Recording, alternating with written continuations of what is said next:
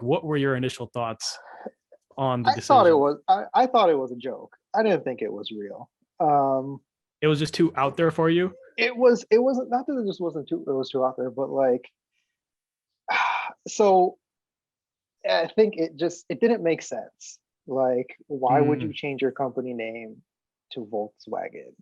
Especially after like the emission scandal and all of that. Like, they're still they're still like, they were still using their name. They didn't think about changing anything. Yeah, they kind of had like mm. a identity, not identity crisis, but like they kind of had like a hit on their marketing. And All right, everyone. Welcome to the Branding Deep Dive podcast. If you're new here, this is a podcast where we talk about different things, different companies, brands, or things that are happening and analyze the branding lessons behind them. Today, we are talking about the Volkswagen April Fool's joke or kerfluffle or whatever you want to call it. And who we have on talking about this subject is a dear friend. He is he's like an older brother to me. He's also what's the word for like sharing an office space? coworker, colleague, I don't know. No, but like you're not a coworker. We don't work for the same company, but we A, are a we are co-renter, I co-leasing. don't know.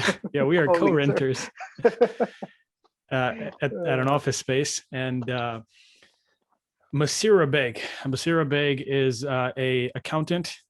He has his accounting firm called Rabbaig and Huck CPA, who unfortunately is not sponsoring the podcast just yet. Not today. In the future, maybe. Maybe. But for now, he is not. They're in busy season accounting, so if you need your taxes done, I think you guys specialize in what, like nonprofit stuff as well, or is there a certain niche that you We guys? do it all. Business, nonprofit, individuals.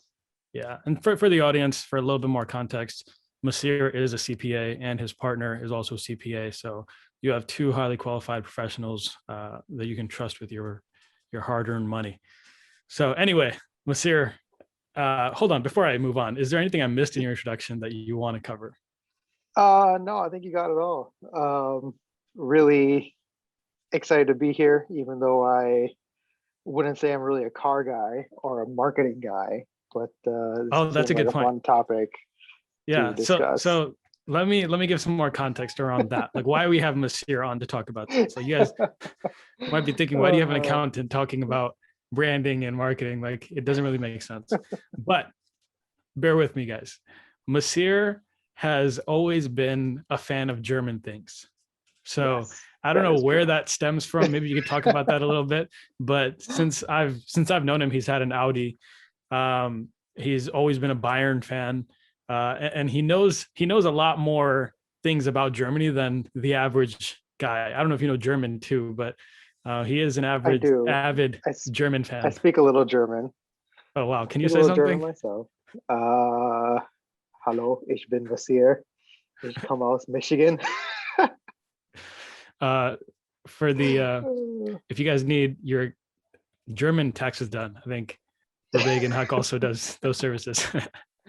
No, I don't know German tax law, and I don't plan on it anytime soon. All right. Anyway, let's get into it. So, Maseer, can you talk us a little bit through? Can you just give us the context of what happened this week? For the audience that's not aware, April 1st is famous for being a day where you play jokes on people and you say April Fools, right? That's a whole thing, right? When we were kids, we would say like, "Hey, the teacher said don't turn in your homework. It's good. Everyone got credit for it." And then like when the person doesn't do it, you're like, "April Fools, gotcha." You know what I mean? Like it's stuff like that. And so, Silly pranks, yeah, silly pranks and right. stuff.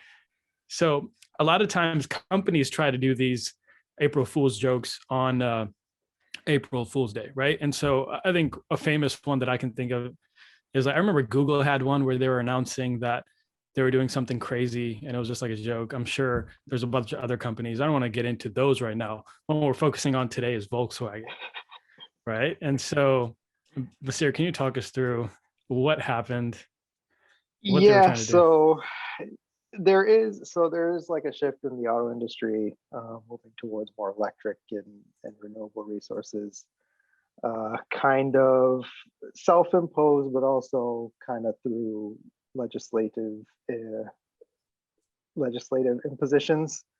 Um, so Volkswagen earlier this week came out and said they are changing their name from Volkswagen, which means people's car in German, to Volkswagen. Play on words of volts meaning electric and wagon meaning car. So they came out saying that they're changing their name to Volkswagen, and people were, one, confused, and two, they were like, oh, it's a joke. This is an early April Fool's joke from Volkswagen. Yeah, that's a key thing, right? It wasn't actually it leaked before, right? It wasn't actually April 1st.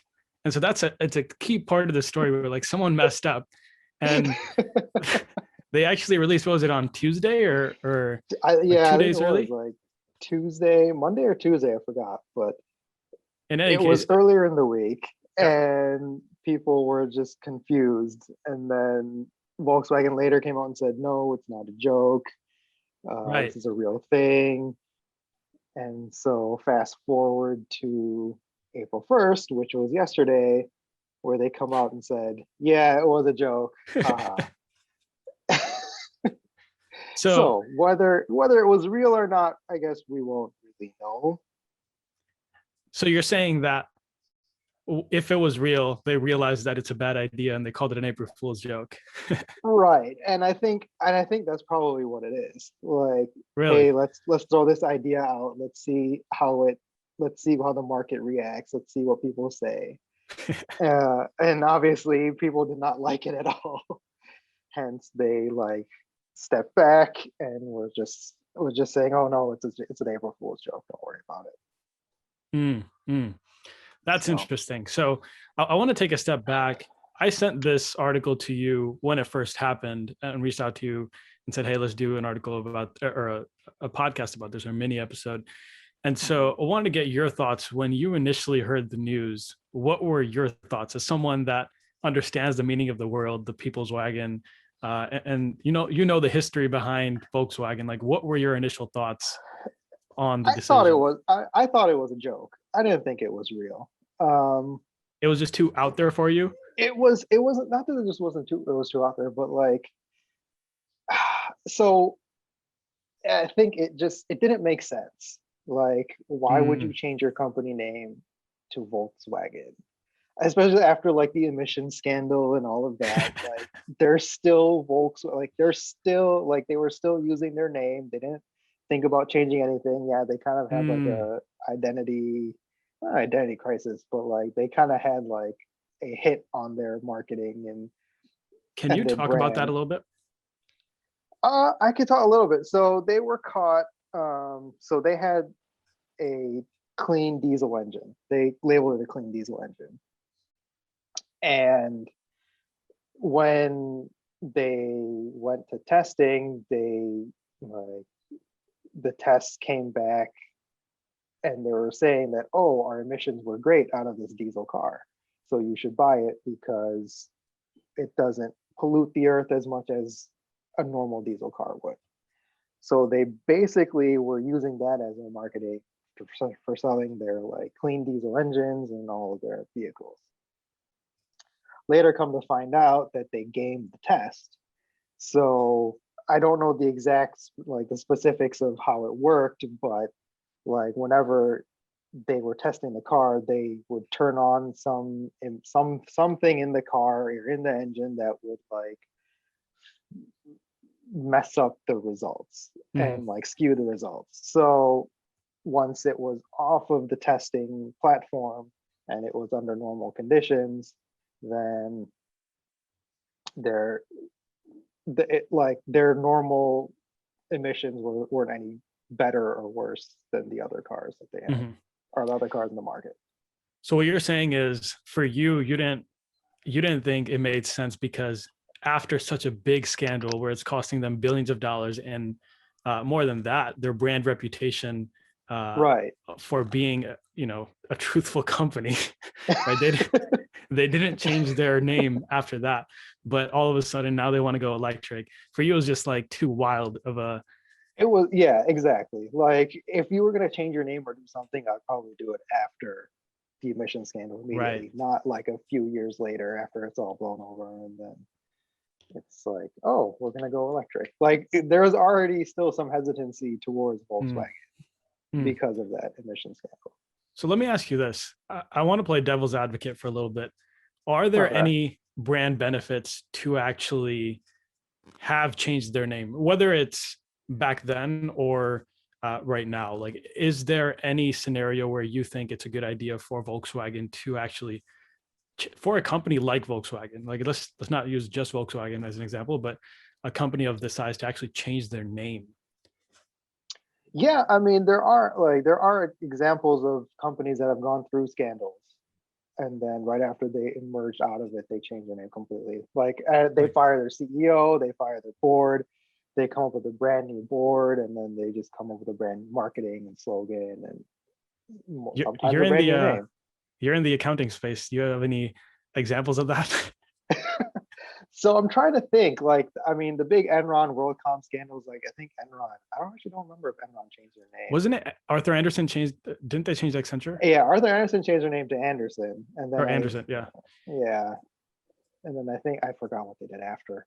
But then WorldCom, I think WorldCom did change their name too. yeah. Or That's they changed their name from MCI to WorldCom, and then I think they went. The other one, I don't remember. Like they went bankrupt or something. But like, yeah, it usually after a huge scandal is when you change your name or you like right, go in a right. different direction. After So, people get fired and go to jail or whatever. mhm. So I remember you told me an interesting thing about Volkswagen history is that Volkswagen was actually the official car of the Third Reich, correct? Of the Nazi Party, yes. Yeah. Yeah. So when they came up with the design for the Beetle, Hitler wanted like a company, like a car that Germans can afford, like Mm, the average German could afford. So it was like he came up with a design like like a five seater car, kind of simple, what looks like the Volkswagen Beetle right now. And he took it to his friend Ferdinand Porsche. And mhm. Ferdinand Porsche at the time was designing cars. He worked for Daimler before, and then he moved on. And um, before Volkswagen was known as Volkswagen, it was a different name, a weird German name. But he designed the car like with Hitler's input on it. Mm. So then it started producing. They started producing the car, and then it was subsidized by the German government, by Hitler, and more people were able to afford it because of that. So there is that history of Volkswagen, like prior to being called Volkswagen, where they were I'll say in bed with, but definitely were helped by So the you're saying Nazis. that the Beetle that we see was designed by Hitler? Yeah, basically, like it hasn't, like the design of the Beetle hasn't changed in however many years, 60, 70 years, whatever, 80 years. And that design pretty much came from Hitler and Ferdinand Porsche. And so I don't know if you know this, but was it called Volkswagen at the time, or did that come after? It came after, so it was called Kdf Wagon, which KDF stood for Kraft durch Freude, which means strength through joy. Mm. It's very like Germans do that a lot. They like squish their names together and like make it like KDF or like JET or something, and each letter means something else. And so they built a whole city. Like Hitler subsidized the building of their manufacturing plant, Oh, wow. and they created a whole city. Like originally, the name of that city was called KDF City, and then they changed it That's to crazy. Wolfsburg. Not really creative with the names. No, not very creative.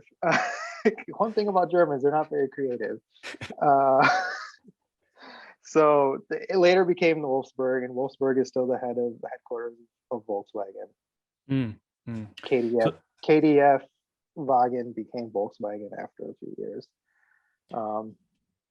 But production of the Beetle lasted for a few years early on. Then they started going to war, and then that manufacturing plant switched, just like this plants here in Detroit, switched from cars to artillery and tanks and stuff. So that's really interesting. It's, I don't know, man. I like the Beetle designed by Hitler. That's something I didn't know.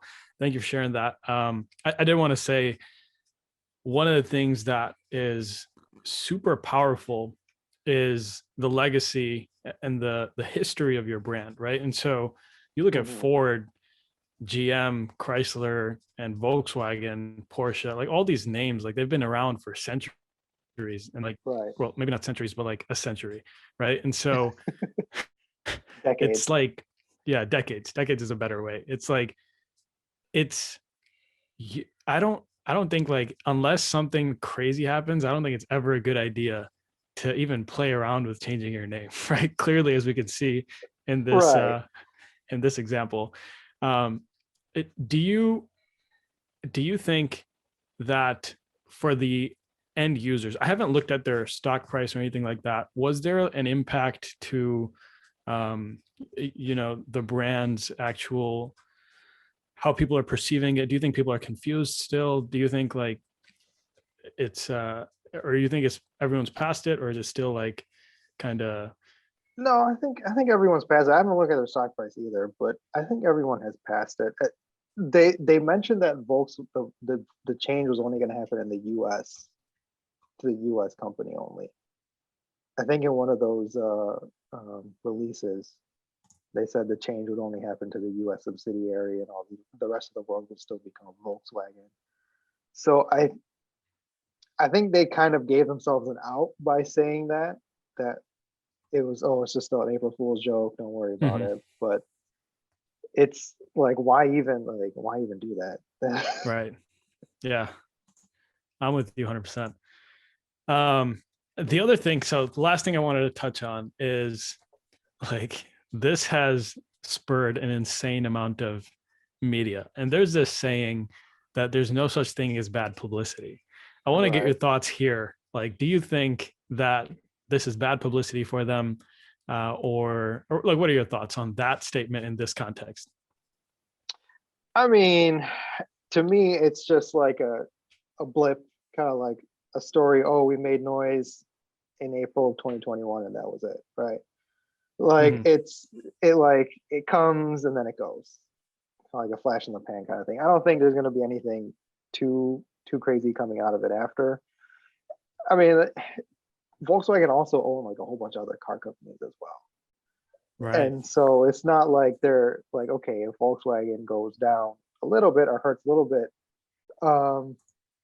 yeah, no big deal. They still own Audi, they still own Lamborghini, like they still own Porsche. Like they'll be fine financially. They're not hurting too bad.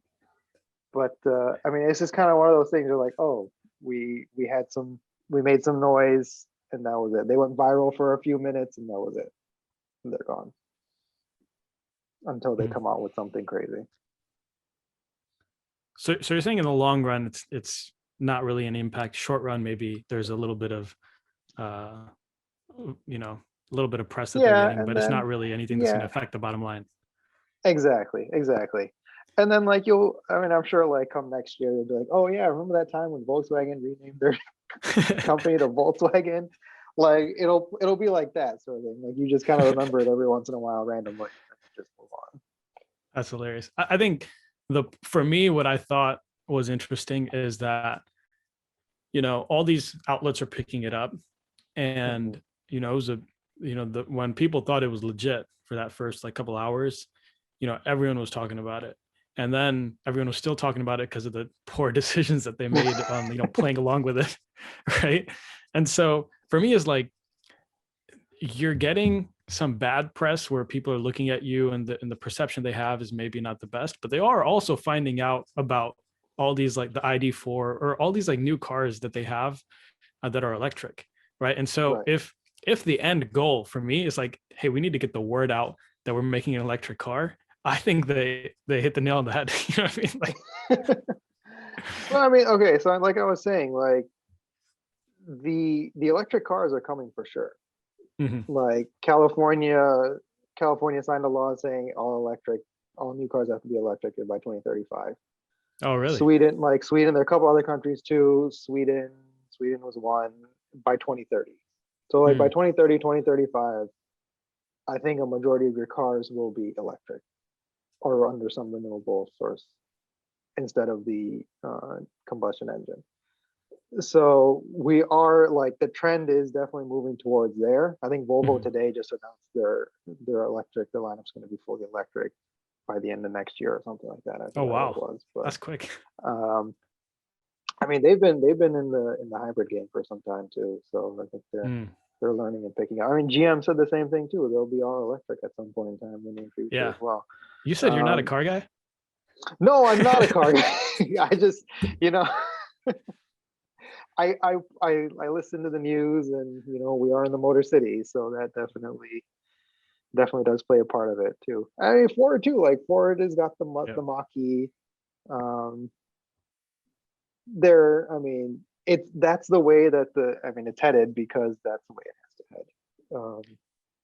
So I did think of one more thing. So I know it said last question, but I did want to talk about this. No, it's fine. So Let's keep it do going. you follow Elon Musk on Twitter? I do not, but I keep seeing like his tweets in news So stories and stuff.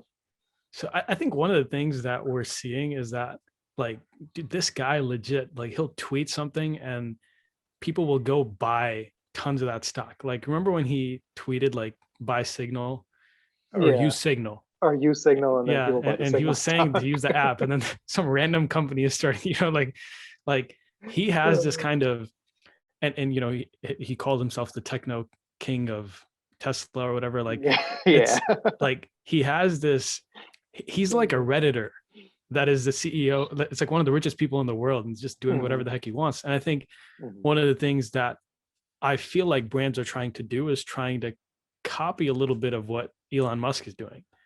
But the thing is, you can't do what Elon's doing, right? Like if Elon said something like, "Hey, we're making a car called the Volkswagen," like everyone would be like, "Oh, LOL, that's so awesome! Like you're a genius." Whatever, yeah. you know what I mean? But when Volkswagen does it, who has this personality, like you don't see Volkswagen really joking around on social media. At least my No, perception is that right, way, right, right? right. Whereas like Elon Musk has this personality where always joking around, always like he's always saying crazy stuff, right? Mhm, And mhm, so when you have one of the things you have to remember when you're messaging for your brand, like when you're putting stuff out, when you're putting content out, is that it has to stay in line with the personality that people perceive you as, right? So if people perceive you as always joking, then like something like this would go pretty well. But mhm. if you're a serious brand and all of a sudden you're making this joke that we're changing this, people are going to take it seriously. You know what I mean? Just like the same way if Maseer told me something, and I know he's like, and he, with me, he's pretty, he jokes and stuff.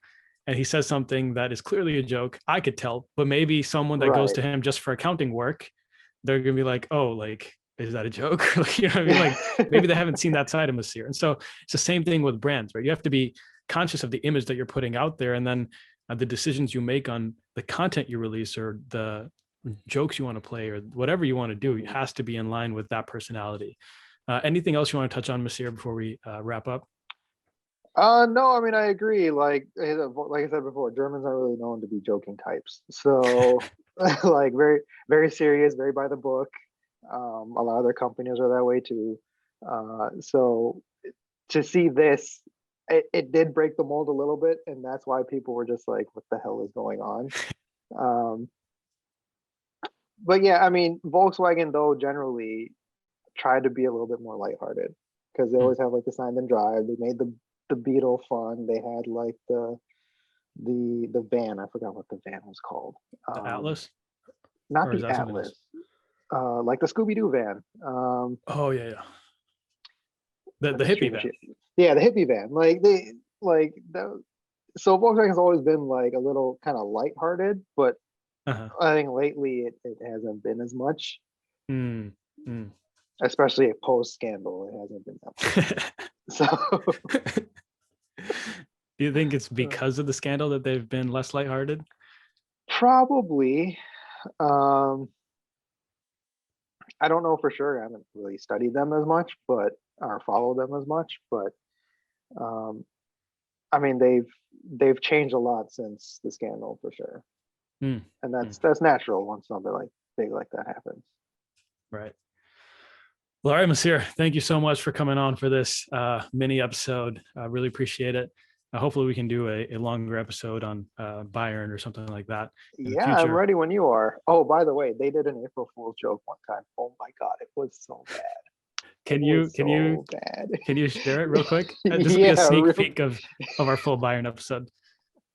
Real quick, 1 year. Okay, I forgot what year it was, but they weren't making very many like big name signings. They weren't bringing on like these famous players. Oh no, I know where this is going.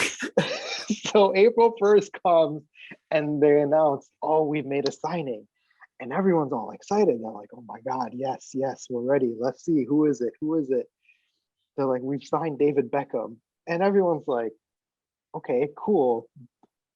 They were just like, okay, we've signed David Beckham. Wait. Was this David Beckham in his prime? Yeah, this was like David Beckham in his prime. Later in his prime, but still kind of like. So it's a big deal. So it's a big deal. And so we're like, okay, what the hell? And then there's a video, right? So we're like, okay, let's watch the video. No joke. They had some fake David Beckham doppelganger person walking down, like meeting like the players and stuff. And this dude did not look anything like David Beckham. It was like some short, fat dude. And we're like, okay, what the hell is this? Why are you joking? Like, we need a good signing and you're fake signing David Beckham. Like, what the hell is wrong with you people? Since then, they haven't done an April Fool's joke. Thank God, because that was so bad. But it was such a head scratcher. That's hilarious, man. So they legit, they were like, hey, we signed David Beckham. And then they showed a video of fat David Beckham. Yeah, like this short, fat dude. And he's like bald. And I don't think David Beckham was bald at the time either. So it was like, okay, what the hell are you, like, what is this? That's hilarious. I think April Fools are really like, there's a lot of good content out there of people that have made some dumb decisions. Yes. But yeah. So thanks again, B. Thanks you so much for coming on the show. Yeah, no problem. I'll be in touch to get the Bayern episode coordinated. Look forward to doing that soon. We will see you all next time. Thank you for listening.